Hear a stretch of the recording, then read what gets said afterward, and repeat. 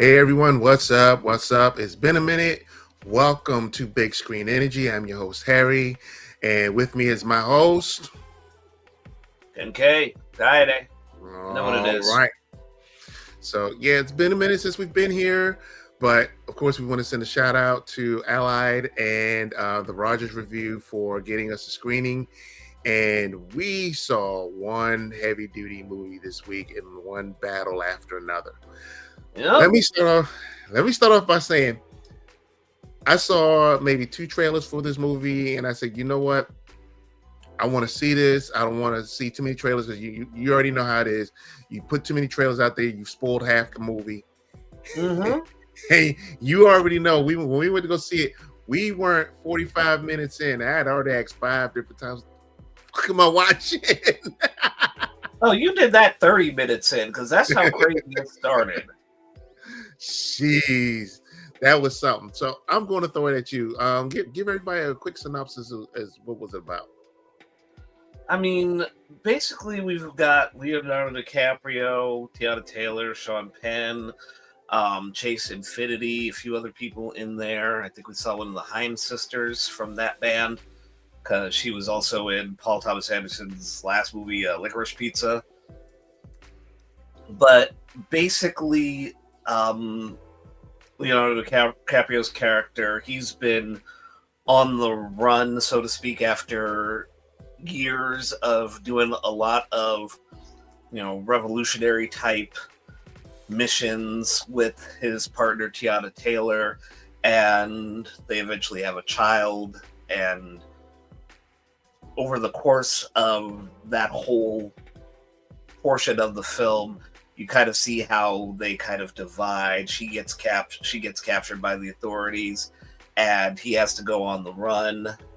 And you have this whole setup where they flash forward 16 years later, and his daughter, played by Chase Infinity, is forced to kind of go on the run when certain parties get wind of them, namely Sean Penn. Yeah. And there's just a lot of craziness to this movie, but definitely a lot that speaks to our socio-political landscape right now. There's a lot in regards to, immigration and White just supremacy, how conspiracy revolution. Yeah. theories and a lot of stuff that they kind of takes very seriously for a lot of the film, but also play for laughs, which I think is kind of something that kind of helps curb that heaviness to it. Yeah. Yeah. I think one of the big things for me watching this is and I just watched a interview that Regina Hall gave. You know, she had a part in this movie too.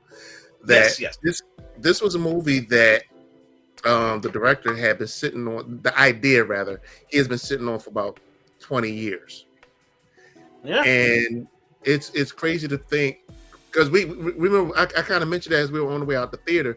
If this was something that might have been released 2 years ago, while it still would have been relevant to the times that we were in, I don't know if people would be paying as much attention to it even then as we would be right now, considering again the climate that we're in. Yeah.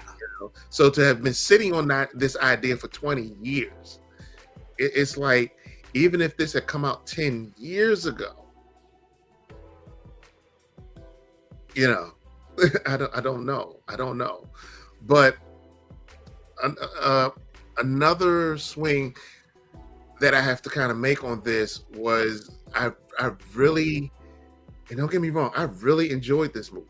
You know, and I was, like I said, I was glad that I saved myself from watching a lot of trailers. And there are a lot of influences that you could see throughout. You know, there's a little bit of Sergio Leone throughout the movie, especially like the last portion where there's some things going on with cars like that whole Oh yeah, stand. that last half hour is just straight Western type Yeah, shit. yeah, and that was the one thing I wanted to touch on. Um, one of the things that they said before the movie started, the folks from LI came out, hey, how you doing? Turn your phone off. Da, da, da, da, da, da. They went through the whole 10 yards because when you go to screeners, there's certain things that they tell you to do and not to do. But the biggest thing was we just wanted to let you know that this movie's going to be 2 hours and 45 minutes. It's like, damn. Mm-hmm. And for me, there are a lot of movies that come out, and I was like, okay, this there's a lot of filler towards the end. This movie needs. Let's wrap this up. Let's go on and get to the conclusion. I didn't feel that here.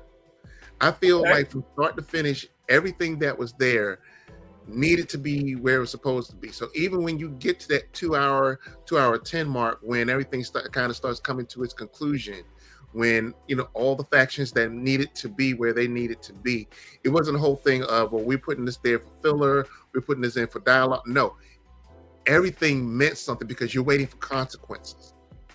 And the thing was, I felt like it was a thing of nothing was predictable. Nothing was predictable at all. Even the things with certain characters is like, well, they're going to get this and they're going to get that. And I was like, oh, that didn't happen how I thought it was going to happen. Your thoughts? I agree for the most part, although there was one thing in particular that was pretty predictable from the onset.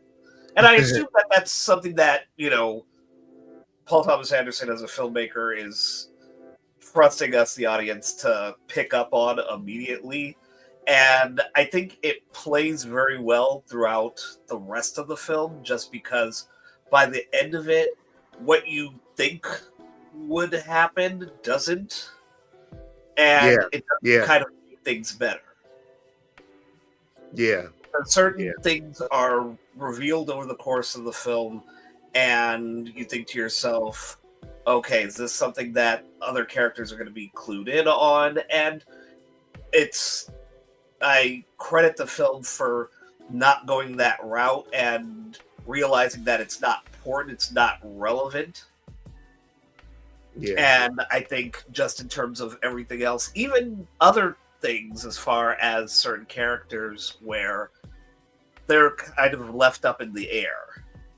Mm-hmm. As far as, okay, whatever happened to this particular character, it's like that's not right. That's not right. That's one of the things I wanted to talk to you about afterwards. We didn't get a chance to talk about because again, it's 2 days later that I'm still doing a lot of digesting of this movie. You know, and that's because you have characters come and characters go. Now, a lot of times you will hear critics say, "Well, this character came and then they disappeared, and you never heard from them again. What happened?" But for a film like this, no, you generally wonder, well, yeah, what did happen? They just kind of went, and it's not a bad thing. It's like, well, yeah, they came, they served their purpose, but I genuinely want to know, what became of XYZ character, Yeah. And speaking of, so who were your standouts in this movie? I mean, it's honestly hard to pick. I think everyone is bringing their A game with this, especially Leonardo DiCaprio, and just manic from his whole manic performance, and just kind of seeing where he is at the beginning of this film, and especially once Willa is born, and just seeing that change in his character, like once his daughter is born, and just seeing where he seemed very much ride or die about all of this stuff. And then once she's born, he just is overwhelmed by this whole idea of, I need to be a father to this child. Me and Perfidia Beverly Hills, played by Tiana Taylor, we need to be a family. And then when that fractures, you just see him go on the run. He still kind of has that paranoia about him, but it's definitely been dulled from years of alcohol and drug use, which he freely admits.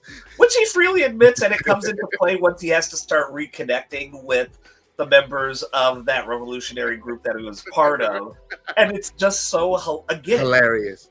What do you mean I need to know X, Y, and Z? Yeah, do you know how many years? All right, here's the code phrase. I need you to give me the response and he can't remember it. If you don't have the code, I need you to call back. And then how that gets resolved is just another great joke that they put into the film. And again, just my seeing favorite how kind of. heavy the subject matter is in terms of, things that this revolutionary group, French 75, are trying to combat against, as far as racism and immigration, and that's especially comes into play with Benicio del Toro's character, Sensei Sergio. Yeah.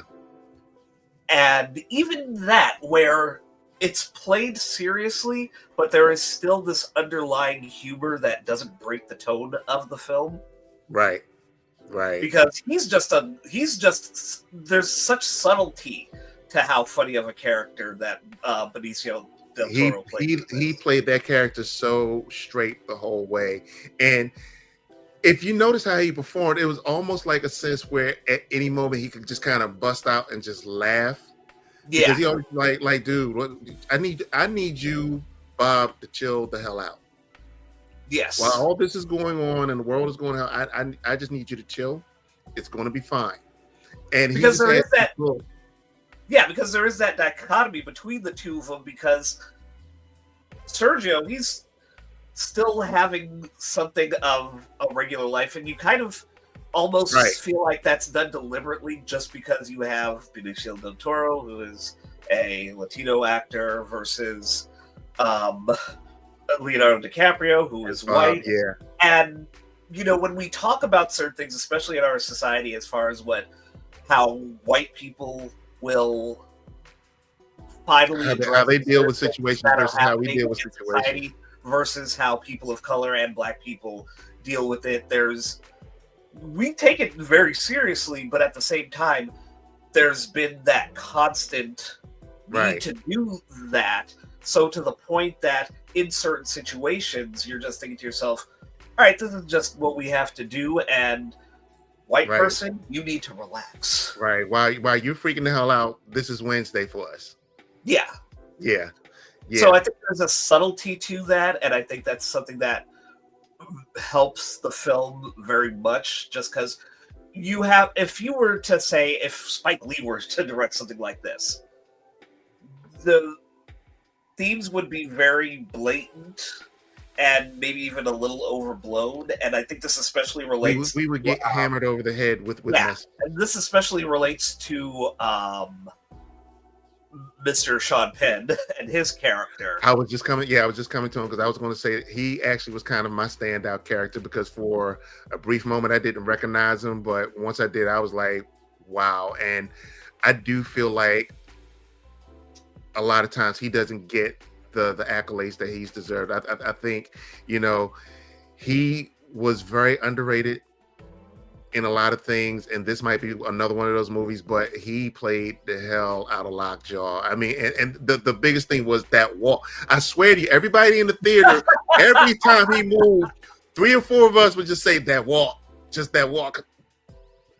Yeah, because it's very stern. It's almost it does kind of feel almost like Napoleon syndrome to an extent. Play, because it's this whole idea that he has this military / law enforcement background, and obviously we know military people who kind of have that certain swagger to them, but it's very much a situation where he's way overcompensating for a lot of things, and that plays heavily into other aspects of the story, because there is just so much humor from watching Sean Penn do this walk that doesn't feel like it feels a little bit like a penguin waddle to an extent, mixed with how Sherman Hemsley would walk for Jeffersons. Or more appropriately, whenever you watch the opening sequence of Amen. Yeah. So I feel like Sean Penn is doing a little bit of the white military man's version of that. Right. You know who I want to give kind of a special shout out to, because it took me way back and I had to think who he was. So speaking of Sean Penn, so his whole big thing was he wanted to become part of the Christmas Adventurers Club. Yes. when you all see it, you'll figure it out. Yeah. Mm-hmm. There was one member, the really, really old man that was in the room that looked like he was kind of out of it. That Yes. was Kevin Ty. And for Yes. those, for me, that's a deep cut because I kept looking, he looked familiar. He was, and he played Roy Moore. He was from way back on Emergency, 50 some years ago. Mm-hmm. I was like, he looked familiar. He looked, oh, and I mean, he really didn't do much. He might have had like 2 lines, but he was just out of it. And I kept saying, why does he look familiar? Then I said, oh, that's a deep cut. Nothing significant, but it's just kind of cool when you see those actors from like forever ago, and they just pop up randomly and stuff. So he's definitely he's a that guy actor, you know. Yeah. That Tiana Taylor, just I can't put a word on her performance, you know, because I still feel like we didn't see enough of her in this movie. But again, one of those characters. We saw enough of her abs. Abs or ass?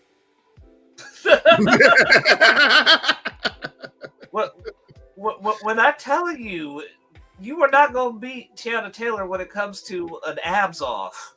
Yeah. Nah, it's not happening. Yeah.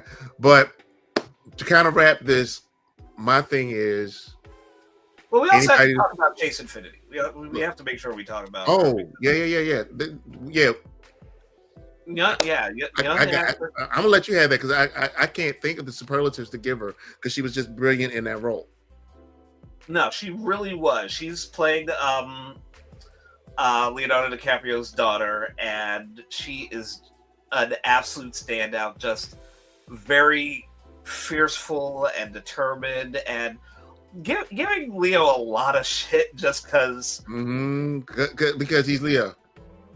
Yeah, this is her father, and she's trying to have as much of a normal life as possible for herself, and it's difficult. Like, she is, she's 16, 17 years old, and she has to deal with her father, who is doing I guess the best he can, given his own stunted maturity to an extent. Mm-hmm.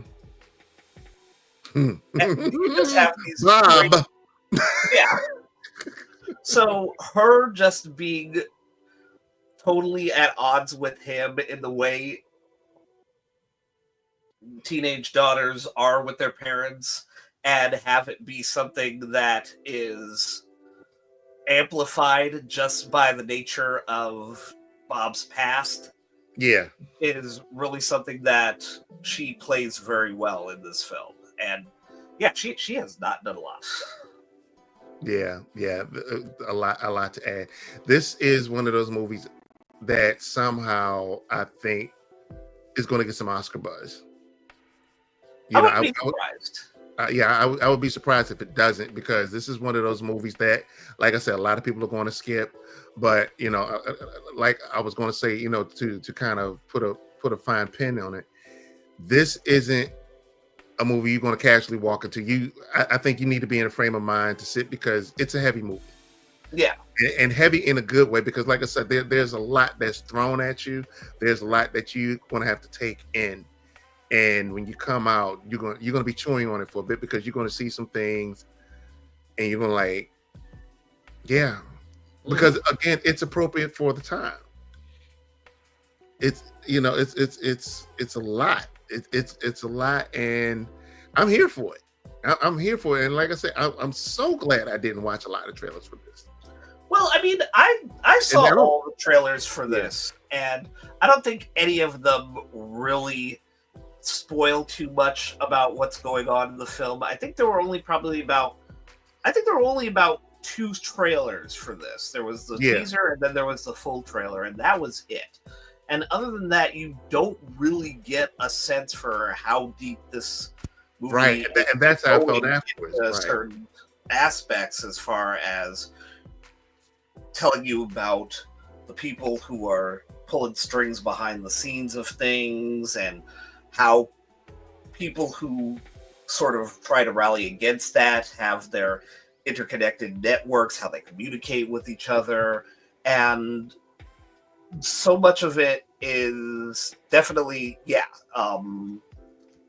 works to sort of highlight certain stuff that we're dealing with now as far as, this current administration and Right.